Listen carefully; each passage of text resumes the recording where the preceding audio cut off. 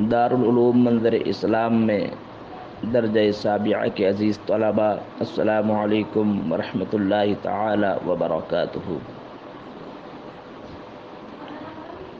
عربی ادب کی مشہور زمانہ کتاب سبع معلقات، جو 7 شعراء کے قصائد کا مجموعہ ہے۔ یقیناً یہ وہ کتاب ہے کہ جس کی حلاوت و چاشنی، فصاحت و بلاغت،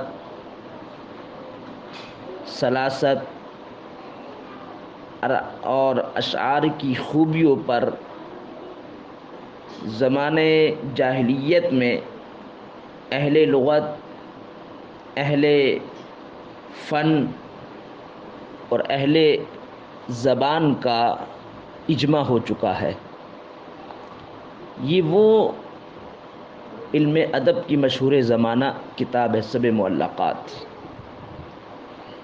اور اس کی خوبی اور اس کی مقبولیت کا اندازہ آپ اس سے بھی لگا سکتے ہیں کہ اس کتاب کو صدیاں بیت گئیں، مگر زمانہ قدیم سے زمانہ حاضر تک، دور حاضر تک مدارس اسلامیہ کی درسگاہوں کی زینت ہے۔ یہ مدارس اسلامیہ میں داخل نصاب ہے۔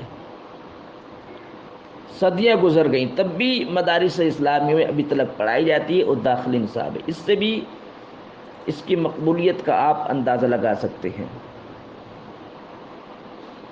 بلکہ اس کتاب کو اہل زبان کا مخدوم کہیے آپ، گویا کہ یہ مخدوم ہے، اور یہ اس دور کی کتاب ہے کہ جب پیغمبر اعظم اسلام صلی اللہ علیہ وسلم بظاہر اس دنیا میں تشریف نہیں لائے تھے۔ نبی کریم صلی اللہ علیہ وسلم کی بعثت سے قبل دور جاہلیت کی کتاب ہے۔ یہ وہ زمانہ تھا کہ جس وقت شعرگوئی، عربی شعرگوئی عروج و ارتقاء کی منزلیں طے کر رہی تھی، بام عروج تک پہنچی ہوئی تھی، اور مکہ کے گویا در و دیوار بھی شاعر تھے، یعنی چھوٹے چھوٹے بچے عربی اشعار کہنے پر قادر تھے، چھوٹے چھوٹے بچے عربی اشعار کہا کرتے تھے۔ یہ اس زمانے کی، اس دور کی کتاب ہے، اور اس کتاب میں آپ پڑھیں گے استعارات تو تشبیہات کا تو اس میں ایک حسین سنگم ہے۔ بے شمار کنایات ہیں، تشبیہات ہیں، استعارات ہیں، اور تشبیہات میں اس میں آپ تشبیہ مرسل مجمل آپ کو زیادہ نظر آئے گی، جس میں الفاظ کی بندش ہے، الفاظ کی خوبیاں ہے، ایک شعر کے اندر وسیع مفہوم کو جو شعراء عرب نے پرویا ہے، اس کے اندر آپ اس کو پڑھ کر کے حیران رہ جائیں گے، دنگ رہ جائیں گے۔ تو یہ سبع معلقات عربی ادب کی یقیناً مشہور زمانہ کتاب ہے، اور اس کی مقبولیت کا آپ اندازہ اس سے لگا سکتے ہیں کہ زمانہ قدیم سے اب تک مدارس اسلامیہ میں پڑھائی جاتی ہے، اور اہل زبان اس سے استفادہ کر رہے ہیں۔ اسی مشہور زمانہ کتاب سبع معلقات کا آج ہم آغاز کرنے کے لیے جا رہے ہیں۔ تو دیکھیے، سب سے پہلے جس علم کو پڑھایا جاتا ہے اس علم کا تعارف بھی پہلے ضروری ہے۔ تو اس کتاب کا ہم آغاز کر رہے ہیں. پہلے بسم اللہ الرحمن الرحیم. رب یسر ولا تعسر وتمم بالخیر. رب یسر ولا تعسر وتمم بالخیر. رب یسر ولا تعسر وتمم بالخیر. سبحانک لا علم لنا انک انت العلیم الحکیم. سبحانک لا علم لنا انک انت العلیم الحکیم. سبحانک لا علم لنا انک انت العلیم الحکیم.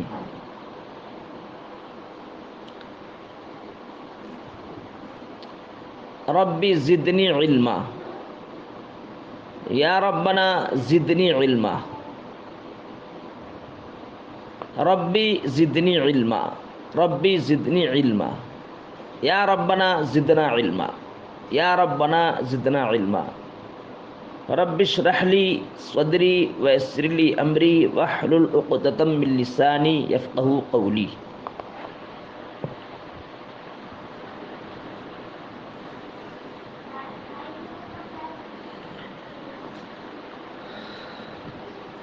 پہلا، چونکہ یہ جو سب معلقات ہے یہ 7 شعراء، وہ شعراء جو عرب کے مشہور شعراء ہیں، ان کے شعراء، ان کے قصائد کا یہ مجموعہ ہے. قفا نبکی من ذکر حبیب و منزلی بسقط اللواء بین الدخول فحوملی فتوزها فالمقرات لم يعفر اسمها لما نسجتها من جنوب والشمال. تو دیکھیے، جس فن کو ہم حاصل کرنے کے لیے جا رہے ہیں اس فن کے تعلق سے پہلے معلومات ضروری ہے. یعنی اس فن کا موضوع کیا ہے، اس فن کی تعریف کیا ہے، موضوع کیا ہے، غرض و غایت کا یہ جاننا ضروری ہے، تاکہ جس فن کو ہم حاصل کرنے کے لیے جا رہے ہیں اس فن کا مقصد حقیقی معلوم ہو جائے کہ جس فن کو ہم حاصل کر رہے ہیں آخر اس فن کو حاصل کرنے کا مقصد کیا ہے. تو یہ علم ادب جو ہے اصل میں باب کروما یکرمو کا مصدر ہے، دال کے فتح کے ساتھ ادب، جس کا لغوی معنی آتا ہے تہذیب و تمدن کے، ادب و احترام کے، اور اخلاق کے.